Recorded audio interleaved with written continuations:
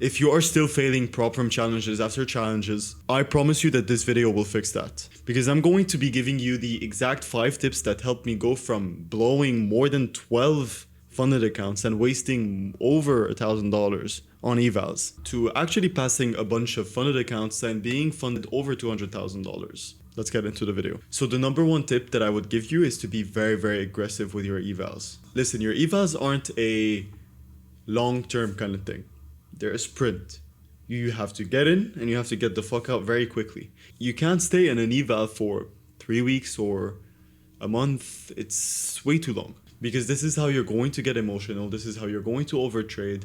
This is where you're going to get frustrated because you're still not at the result that you want to be in.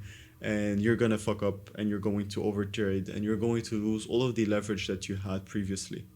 What you need to do instead is to trade and focus on passing them in maximum 1 or 2 weeks. It's not about the deadline, because if you think about the deadline, then you're going to get fucked.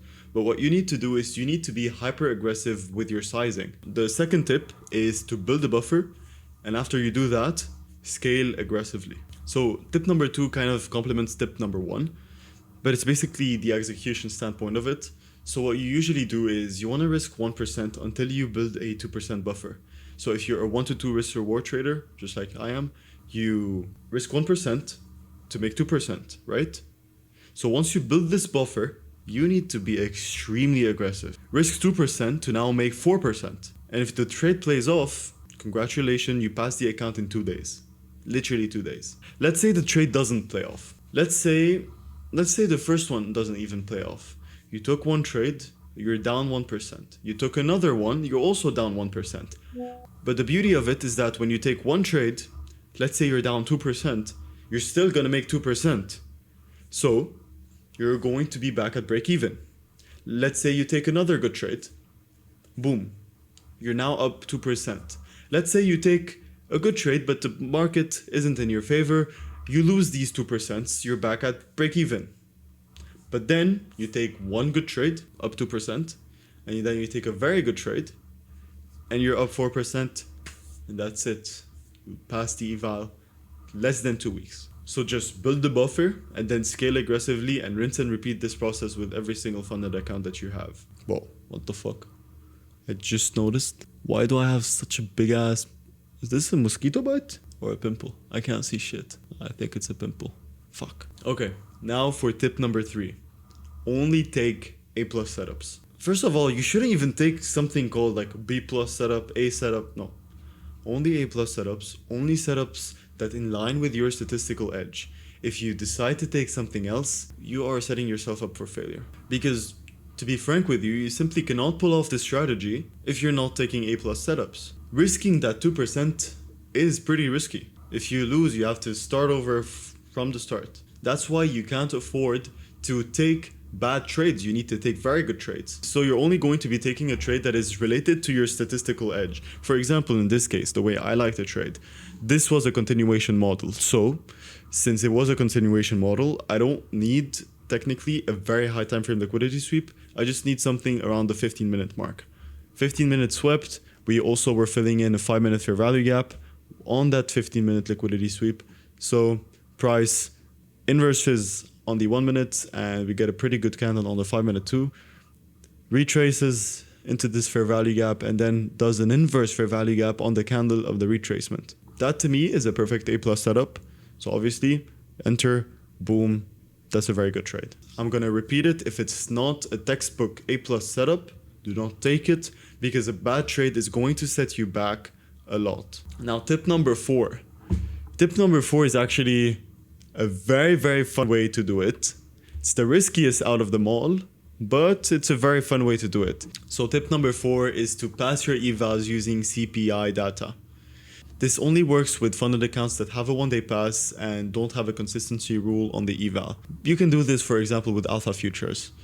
It's very simple, it's very fun. What you're going to do, 5 minutes before the CPI candle drops, so at 8:25 New York, you're going to open up a trade bracket, okay?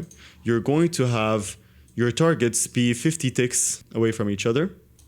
After you do that, you're going to mark out this range, boom, boom, okay? You can now remove this. At these ranges, Here you're going to want to have a buy stop. Here you're going to have a sell stop. And when news drops, price is either gonna shit the bed or it's gonna go up. And obviously you're going to pass it very, very quickly. In a few seconds here, you need to be ready to flatten all of your positions. Sometimes you might get unlucky and it might wick you out. But since we do have a 50 tick separation, the odds of this happening is very, very unlikely. You might see price do this and then reverse and you're still gonna be fine. This works the best when you have multiple evals and you wanna pass them quick. Is it risky? Yes, I'm not gonna lie. But if you know how to manage it, this is going to help you get so much capital to trade with. And to be honest, with the next CPI that's coming, I'm going to buy a bunch of evals and try to stack up as heavy as I can. But finally, for tip number 5, which in my opinion is the most important tip, is you have to let go of the attachment. You can't be attached to your evals. And the reason why I say this, it's not the 1% trade that messes the people up. It's the trades where you start risking 2 or 3% to pass it quickly. This scares people. You know, they start thinking, if I lose this trade, I'll have to go back and I'll have to repeat this whole process again. So you hesitate, you pass on the A+ setups, or maybe you hesitate and you enter later. You get stopped out, or you get out of it early because you're scared. This fear comes from being emotionally attached to the fund account. Because the thing is, you treat it like it's your own capital, which is not. It's just a test. It's literally demo. The eval doesn't matter, the execution does.